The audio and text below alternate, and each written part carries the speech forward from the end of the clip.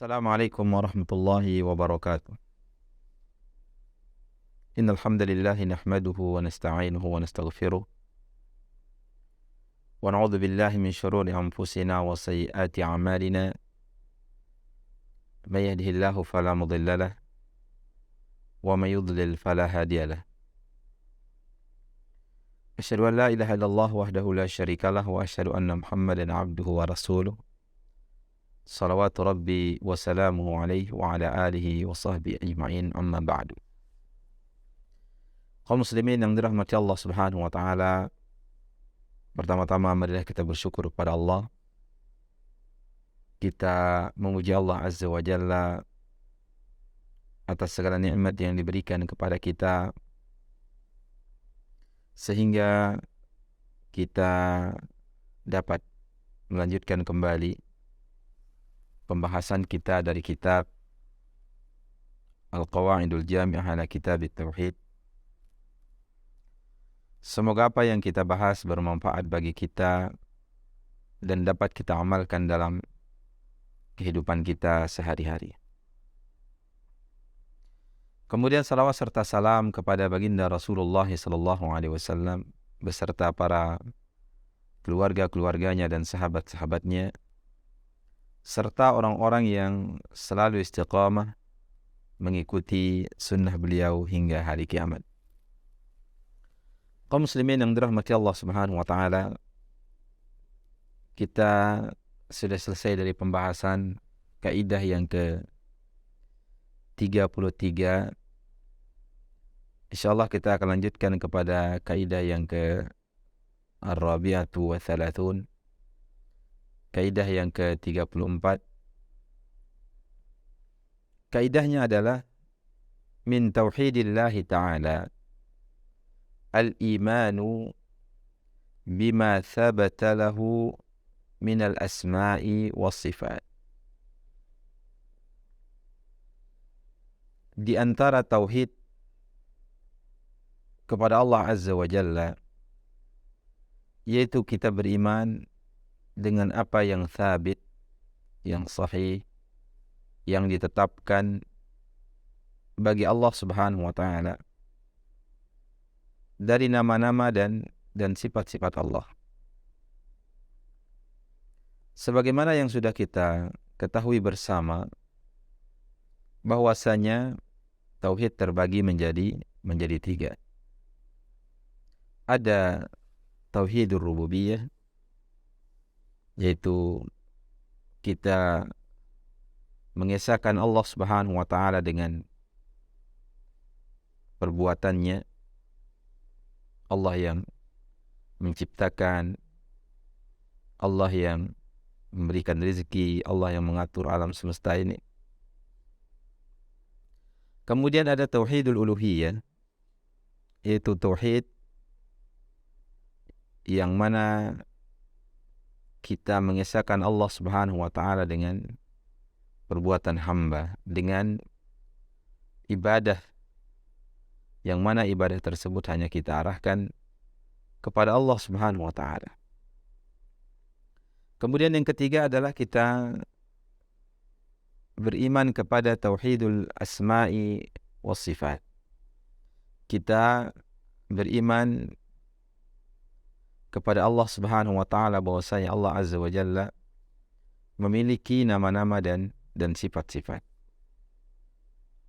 Maka di antara tauhid kepada Allah adalah kita beriman dengan apa yang sabit, yang ditetapkan bagi Allah Subhanahu wa taala, penetapannya di dalam kitabullah dan penetapannya di dalam sunnah Nabi sallallahu alaihi wasallam minal asma'i was sifat, dari nama-nama dan sifat-sifat Allah Azza wa Jalla. Maka disebutkan dalil akan hal ini, faman jahada syai'an min asma'illahi wa sifatihi ats-tsabitati lahu wa huwa 'alimun biha fahuwa kafir. Barang siapa yang menentang, tidak beriman, menolak sedikit pun dari nama-nama Allah dan sifat-sifat Allah yang tsabit, yang sahih, yang terdapat di dalam dalil baik dalam kitabullah maupun dalam sunnah Nabi sallallahu alaihi wasallam, wa huwa alimun biha, sedangkan ia mengetahui bahwasanya ini adalah nama Allah atau sifat Allah yang disebutkan di dalam Al-Qur'an, atau ini adalah nama atau sifat Allah Subhanahu wa taala yang disebutkan di dalam sunnah, dan dia tahu hal itu. Kemudian dia menolaknya, bahwa kafir, maka dia kafir. Kenapa dikatakan dia kafir? Orang yang menolak nama dan sifat Allah, jangankan akan menolak semuanya, satu saja yang ia tolak, selama nama itu terdapat di dalam Al-Quran atau dalam sunnah Nabi SAW, dan dia mengetahui hal itu, maka dia kafir. Kenapa ia terjatuh kepada kekufuran? Li'annahu mukadzibun bima ja'a fil kitab was sunnah. Karena dia telah mendustakan, tidak percaya, menentang apa yang disebutkan di dalam Al-Quran dan sunnah. Di antara dalil tersebut adalah firman Allah Subhanahu wa taala di dalam surah Al-A'raf ayat yang ke-180, walillahil asmaul husna, dan Allah Subhanahu wa taala memiliki nama-nama yang paling indah, paling baik, paling bagus. Fad'uhu biha, maka berdoalah dengan menyebut nama-nama tersebut. Berdoalah kepada Allah Subhanahu wa taala dengan menyebut nama-nama tersebut. Wa dzarul ladzina yulhiduna fi asma'ihi, dan tinggalkan orang-orang yang ilhad, yang salah mengartikan, yang menyimpang, yang melenceng di dalam nama-nama Allah, yang mana mereka sayujzauna ma kanu ya'malun, dan mereka akan dibalas sesuai dengan apa yang mereka lakukan. Yang mana dalam ayat ini disebutkan bahwasanya Allah Subhanahu wa taala memiliki nama-nama yang terbaik. Dalam ayat yang lain, dan ini sudah menjadi sebuah kaidah dalam surah Asy-Syura ayat yang ke-11, Allah Subhanahu wa taala berfirman, laisa kamitslihi syai'un wa huwas samiul basir. Tidak ada sesuatu yang sama, yang semisal sedikit pun dengan Allah Subhanahu wa taala. Tidak ada sesuatu yang semisal, yang sama dengan Allah. Wa huwas samiul basir. Dan Allah Maha mendengar lagi Maha melihat. Ketika ada kesamaan di dalam penyebutan, maka itu adalah perbedaan di dalam hakikat. Ayat ini mengatakan, laisa kamitslihi syai'un, tidak ada yang sama dengan Allah. Ayat ini menentang al-musyabbihah wal mumatsilah, yaitu menentang orang-orang yang menyamakan Allah Subhanahu wa taala dengan makhluknya. Menyamakan Allah dengan makhluk. Allah punya tangan sebagaimana tangan saya. Maka ayat ini menentang. Kemudian ayat yang setelahnya, wa huwas samiul basir, kalimat yang setelahnya dalam ayat ini, dan dialah Allah Subhanahu wa taala Maha mendengar lagi Maha melihat. Yang mana ayat ini juga menentang al-mu'attilah, yaitu orang-orang yang menafikan, meniadakan nama-nama Allah Subhanahu wa taala, sifat-sifat Allah Subhanahu wa taala. Mengatakan Allah tidak punya tangan, Allah tidak mendengar, Allah tidak melihat. Ayat ini menetapkan. Jadi bagaimana pertengahan terkait tentang hal ini? Maka akidah Ahlussunnah dalam perkara ini adalah bahwasanya Allah Subhanahu wa taala memiliki nama-nama, memiliki sifat-sifat yang ditetapkan di dalam Al-Quran, begitu juga di dalam sunnah, Yang mana nama-nama dan sifat-sifat ini karena ditetapkan di dalam Al-Quran dan ditetapkan di dalam Sunnah, wajib kita iman. Hanya saja penetapan ini tidak kita samakan Allah Subhanahu wa taala dengan makhluknya. Kita tidak mengatakan Allah punya tangan seperti tangan makhluk, tidak. Allah punya tangan. Allah Maha melihat. Allah Maha mendengar. Yang mana nama-nama dan sifat-sifat Allah Subhanahu wa taala sesuai dengan keagungan Allah Subhanahu wa taala. Jika kita menyebutkan satu sifat, misalnya Allah memiliki tangan, jelas Allah memiliki tangan, hanya saja tangan Allah Subhanahu wa taala tidak sama dengan tangan makhluk. Begitu juga di dalam surat Taha ayat yang kelima, Allah Subhanahu wa taala berfirman, Ar-Rahmanu 'alal 'arsy istawa. Allah Subhanahu wa taala Ar-Rahman, yang Maha Pengasih, 'alal 'arsy, di atas arasnya, istawa, beristiwa, yang mana istiwa memiliki makna 'ala wartafa'a, tinggi di atas arasnya. Maka ini adalah sebagai sebuah contoh. Tidak boleh bagi kita menafikan Allah la yastawi 'alal 'arsy. Tidak boleh. Atau kita menetapkan sebagaimana makhluk, Allah istawa 'alal 'arsy sebagaimana makhluk. Tidak demikian. Tapi kita tetapkan bahwasanya Allah Subhanahu wa taala istawa, beristiwa di atas arasnya sesuai dengan kemuliaan, sesuai dengan keagungan Allah Subhanahu wa taala. Dan tidak boleh juga dipalingkan. Dipalingkan kepada ini istawa maksudnya adalah istaula, tidak. Istawa memiliki makna yang jelas, yang dipahami oleh Nabi, yang dipahami oleh para sahabat-sahabat Rasul sallallahu alaihi wasallam. Kita pahami sebagaimana para sahabat memahami. Jangan kita selewengkan dari makna yang hakiki. Kemudian dalam ayat yang lain Allah Subhanahu wa taala berfirman dalam surah Ar-Ra'd ayat yang ke-30, "Wa hum yakfuruna birrahman."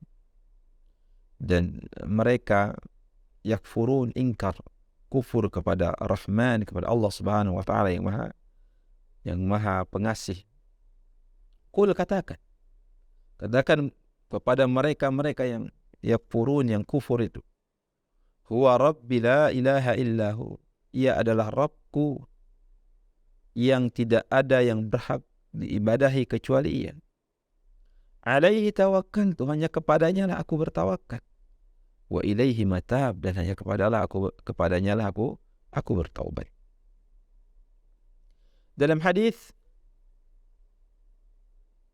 yang diriwayatkan oleh Imam Al-Bukhari dan Muslim dari sahabat yang mulia Abu Hurairah radhiyallahu anhu, ini menunjukkan akan nama-nama Allah Subhanahu wa taala, bahwasanya Allah Subhanahu wa taala memiliki nama yang mana di dalam nama tersebut mengandung sifat.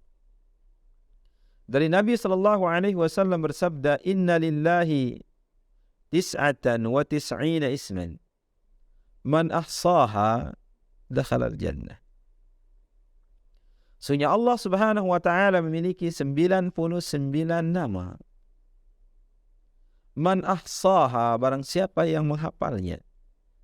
Kata ahsaha dijelaskan oleh para ulama dengan penjelasan yang sangat indah, artinya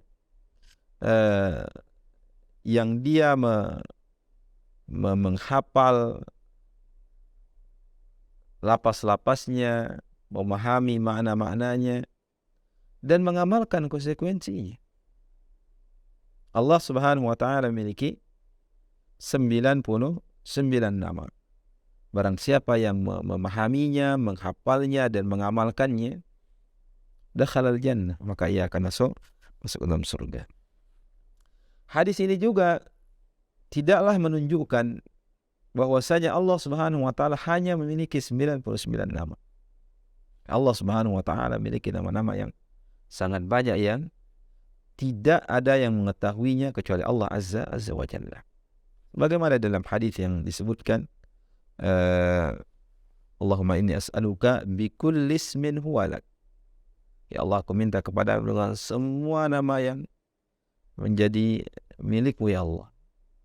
Sammaita bihi nafsak, yang kau namakan dirimu dengan nama tersebut. Au anzaltahu fi kitabik, atau yang kau turunkan di dalam kitab. Au ista'atharta bihi fi ilmil ghaib indak, atau engkau simpan di ilmil ghaib, tidak ada yang mengetahui. Au 'allamtahu ahadan min khalqik, atau engkau ajarkan kepada seorang dari makhlukmu. Artinya nama-nama Allah Subhanahu wa taala tidak terbatas kepada 99 nama saja, sangatlah banyak. Hanya Allah yang tahu. Kaum muslimin yang dirahmati Allah Subhanahu wa taala, catatan dalam perkara ini yang pertama adalah tariqatus salafis salih fi asma'illahi wa sifatihi mabniyatun ala ar-rakaiz taliyah. Metode cara para salafus salih, dan inilah yang hak. Cara salafus salih terkait tentang nama-nama Allah dan sifat-sifat Allah dibangun di atas poin-poin berikut. Yang pertama, itsbatu ma athbatahu Allah li nafsihi wa ma athbatahu lahu nabiyuhu sallallahu alaihi wasallam duna tamthilin wala tahrif. Ini kaidah yang pertama yang harus kita pahami dengan pemahaman yang benar. Karena banyak orang yang salah memahami kaidah yang pertama. Yang pertama adalah kita menetapkan, ini terkait tentang nama dan sifat Allah. Kita menetapkan apa yang Allah Subhanahu wa taala tetapkan untuk dirinya. Bagaimana disebutkan di dalam Al-Quran tentang nama-nama dan sifat Allah Subhanahu wa taala yang begitu banyak. Kemudian wa ma athbatahu lahu nabiyuhu sallallahu alaihi wasallam. Dan kita menetapkan apa yang ditetapkan oleh nabinya, oleh nabi kita Muhammad sallallahu alaihi wasallam di dalam sunnahnya. Banyak sekali nama-nama dan sifat-sifat yang Nabi sallallahu alaihi wasallam sebutkan. Akan tapi duna tamthilin wala tahrif, tanpa menyamakan dan tanpa menyelewengkan, merubahnya. Ketika Allah Subhanahu wa taala menyebutkan suatu sifat, baik sifat tangan, istiwa alal arsy-nya,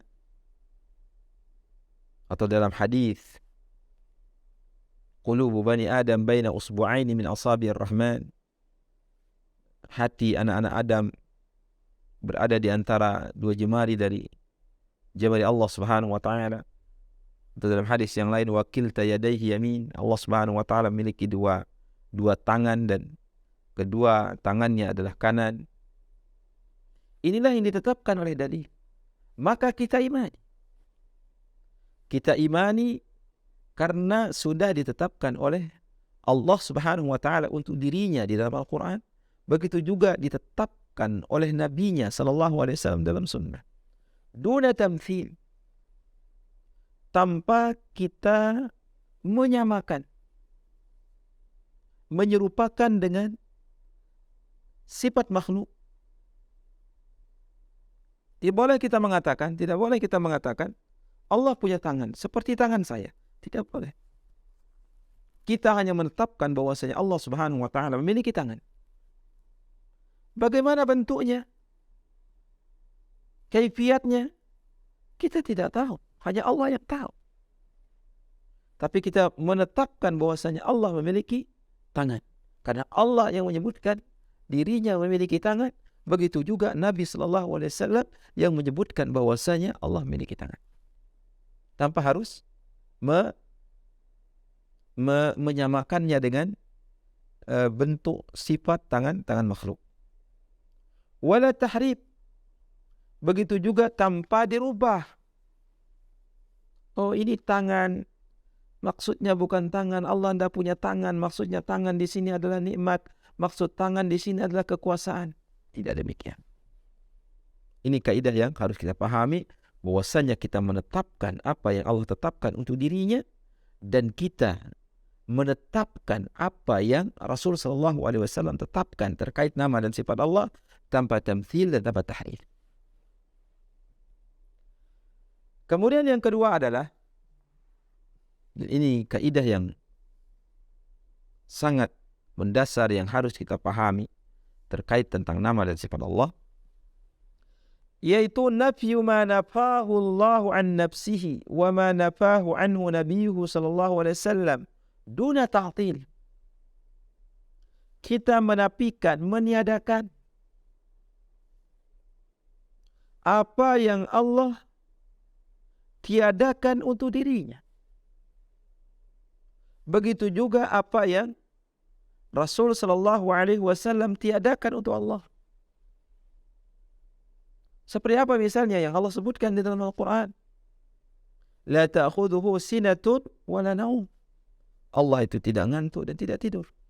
Maka kita menafikan sifat ini, sifat ngantuk dan sifat tidur ini. Karena apa? Karena Allah Subhanahu wa taala yang menafikan untuk dirinya. Bagaimana dalam surah Al-Ikhlas, lam yalid wa lam yulad wa lam yakul lahu kufuwan ahad. Allah tidak beranak, tidak juga diperanakkan. Tidak juga ada yang setara dengan Allah, artinya tidak memiliki istri. Duna ta'til, tanpa menafikan sifat-sifat Allah yang sudah Allah tetapkan. Hanya dikatakan al-mu'attilah.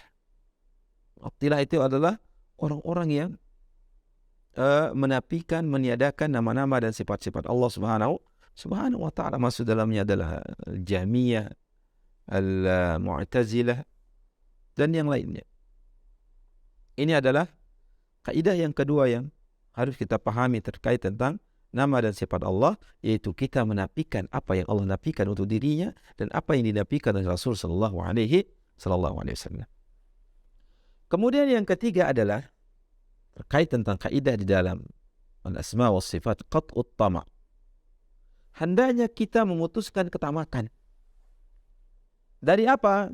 An idraki kaifiyati sifatillah. Untuk kita mengetahui tata cara sifat Allah. Sudah putuskan ketamakan kita, keinginan kita. Kadang-kadang kita ingin mengetahui sifat sesuatu. Kita hayalkan dia. Bisa jadi hayalan kita tepat. Ketika kita menghayalkan sesuatu. Kita menghayalkan buah tertentu. Modelnya dan lain sebagainya. Bisa jadi tepat. Tapi terkait nama dan sifat Allah, putuskan ketamakan, tidak akan kita sampai. Saya menghayalkan bagaimana tangan Allah, tidak akan sampai. Maka ini namanya adalah qat'ut tama'. Kita putuskan ketamakan kita an idraki kaifiyati sifatillah, untuk kita mengetahui kaifiyat, tata cara sifat-sifat Allah Subhanahu wa ta'ala. Fala ahada minal khalqi ya'lamu kaifiyata sifatillah. Maka tidak ada seorang pun dari makhluk yang mengetahui kaifiyat, tata cara sifat-sifat Allah Subhanahu wa ta'ala. Karena akal kita tidak akan sampai. Bagaimana Allah Subhanahu wa ta'ala di dalam hadis disebutkan, yanzilu Rabbuna, Allah Subhanahu wa ta'ala, Rabbuna turun ila sama'id dunya, ke langit dunia, hina yabqa mina thuluthul lail al-akhir, ketika tersisa sepertiga akhir malam. Ini adalah termasuk hadis yang menetapkan sifat nuzul bagi Allah, bahwasanya Allah Subhanahu wa ta'ala turun ke langit dunia. Tidak boleh bagi kita bagaimana cara Allah turun. Kita hayalkan caranya turun seperti ini. Putuskan keinginan itu. Atau kita berandai-andai. Katanya Allah turun ke langit dunia di sepertiga akhir malam. Berarti kalau Allah turun ke langit dunia, aras kosong. Tidak demikian. Tidak sampai akal kita ke sana. Sudah putuskan ketamakan. Imani bahwasanya Allah Subhanahu wa taala turun. Bagaimana caranya turun? Kita tidak mengetahuinya. Ini arti qat'ut tama'. ولهذا أهل السنة يفوضون كيفية الصفات إلى علم الله. Maka dengan sebab demikian ahlu sunnah, itu keyakinan yang benar, mereka yufawwidun, menyerahkan tentang tata cara sifat Allah kepada ilmu Allah. Artinya tidak ada yang mengetahui bagaimana tata cara sifat Allah kecuali Allah Subhanahu wa taala. Allah Subhanahu wa taala turun, Allah Subhanahu wa taala beristiwa, Allah Subhanahu wa taala memiliki tangan, Allah Subhanahu wa taala memiliki jari, Allah Subhanahu wa taala memiliki kedua tangan dan kedua tangannya adalah kanan. Kita tidak mengetahui bagaimana kaifiatnya, bagaimana tata caranya, modelnya. Kita serahkan kepada Allah Subhanahu wa taala. Yang jelas kita imani bahwasanya Allah istiwa di atas arasnya, Allah memiliki tangan, Allah Subhanahu wa taala memiliki jari, Allah Subhanahu wa taala memiliki dua tangan, Allah Subhanahu wa taala memiliki wajah, yang mana itu sesuai dengan keagungan dan kemuliaan Allah Subhanahu wa taala. Itu yang pertama, kaum muslimin yang dirahmati Allah Subhanahu wa taala, terkait tentang kaidah di dalam nama dan sifat Allah. Kemudian yang kedua adalah wa min at-turuqil mukhalifati li tariqati as-salafis salih fi sifatillah ta'ala ta'wiluha ala khilafi zahiriha. Nah, ini di antara tata cara yang bertentangan, artinya menyimpang dengan tata cara salafus salih, dengan tata cara Nabi dan para sahabat, fi sifatillahi ta'ala, di dalam sifat-sifat Allah, adalah ta'wiluha ala khilafi zahiriha, mentakwilnya yang mana dengan takwil yang menyelisihi zahirnya. Kaman yaqul, seperti orang mengatakan wajhullah, mereka mentawil kata wajah. Allah tidak punya wajah. Al-muradu bihi ats-tsawab. Yang dimaksud dengan wajah di sini adalah pahala dari Allah. Ta'wil yang menyimpang dari jalannya para salafus salih, dari jalannya ahlus sunnah wal jamaah. Kemudian wayadullah, seperti tangan Allah. Al-muradu biha an-ni'mah wal qudrah. Allah tidak punya tangan. Kata yad, kata tangan di sini maksudnya adalah nikmat.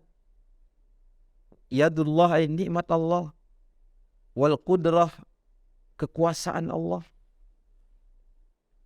Wa nuzulullah, begitu juga turunnya Allah. Yuqsadu bihi nuzulu amri, turunnya Allah.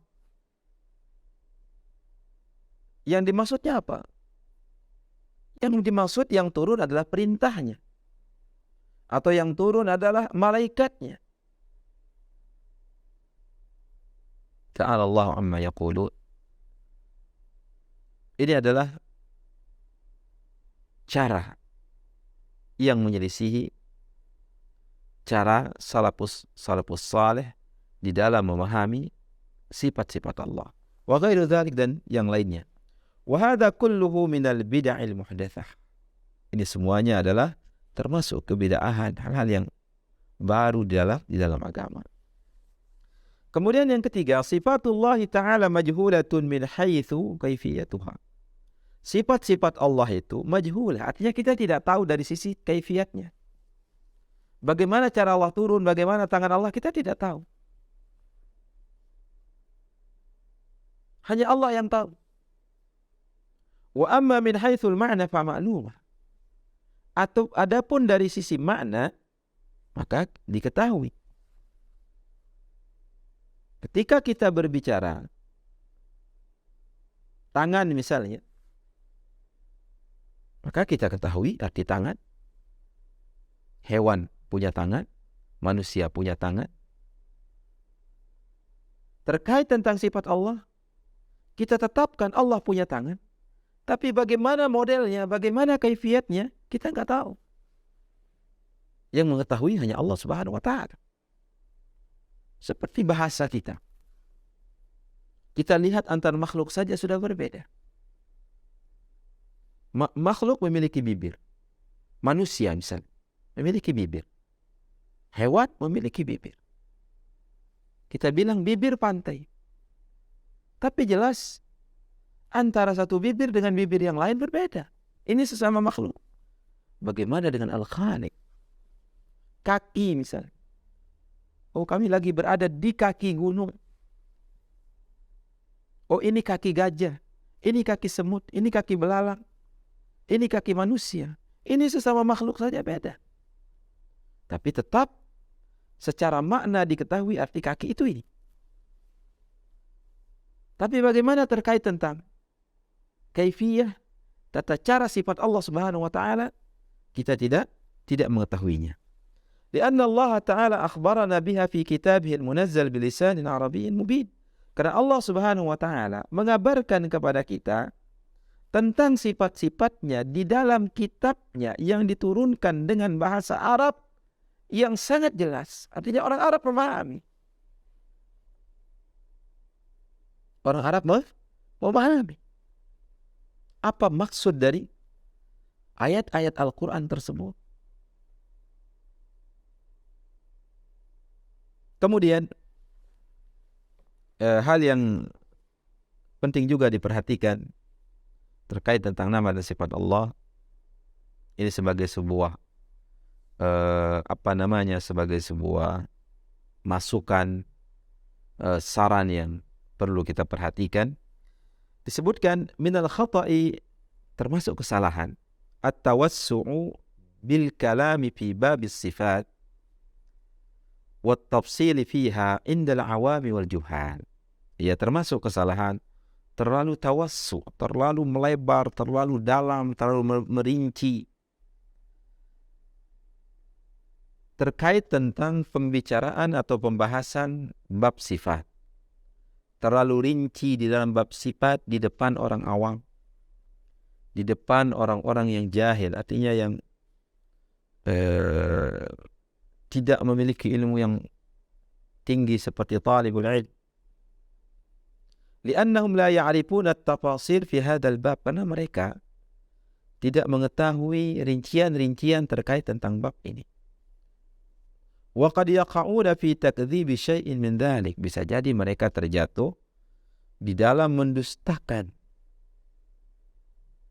terkait tentang nama dan sifat Allah. Karena mungkin pemahaman belum nyampe ke sana. Kemudian pembahasannya terlalu rinci, detail sekali, yang kelasnya talibul ilmi saja masih kesulitan untuk memahami kaidah-kaidah rinci tersebut, apalagi awamnya. Wa yakfi, dan cukuplah, dzikru asma'illahi wa sifatihi al-mushtahirah allati ya'rifunaha. Cukuplah menyebutkan nama-nama Allah dan sifat-sifat Allah yang terkenal yang mereka mengetahuinya. Li'annahum yakfihimul imanu biha imanan mujmala, karena cukuplah bagi mereka terkait tentang bab ini adalah keimanan, yang mana iman yang diperintahkan terkait tentang hal ini adalah iman secara mujmala, secara global. Pan Ali radhiyallahu anhu qala, dari Ali bin Abi Thalib radhiyallahu anhu mengatakan, hadithun nasa bima ya'rifun, berbicaralah dengan manusia sesuai dengan kadar kemampuan mereka. Aturiduna an yukadzdzab Allah wa rasul, apakah kamu ingin Allah dan Rasulnya didustakan? Tabbatana Allahu jami'an 'alal haqqil mubin hatta nalqa. Semoga Allah Subhanahu wa taala mengokohkan kita semua di atas kebenaran yang jelas sampai kita bertemu dengan Allah Azza wa Jalla. Mungkin itu yang dapat kami sampaikan, mudah-mudahan bermanfaat, mudah-mudahan dapat kita amalkan dalam kehidupan kita sehari-hari. Terus kita talabul ilm, terus kita belajar, terus kita menuntut ilmu terkait tentang tauhid, di antaranya adalah tauhidul asma wa sifat, sehingga kita memiliki pemahaman yang benar terkait tentang keimanan kita kepada Allah Subhanahu wa taala. Kita cukupkan. Subhanakallahumma wa bihamdika asyhadu an la ilaha illa anta astaghfiruka wa atubu ilaika. Wa sallallahu ala nabiyyina Muhammadin wa ala alihi wa sahbihi ajma'in. Assalamualaikum warahmatullahi wabarakatuh.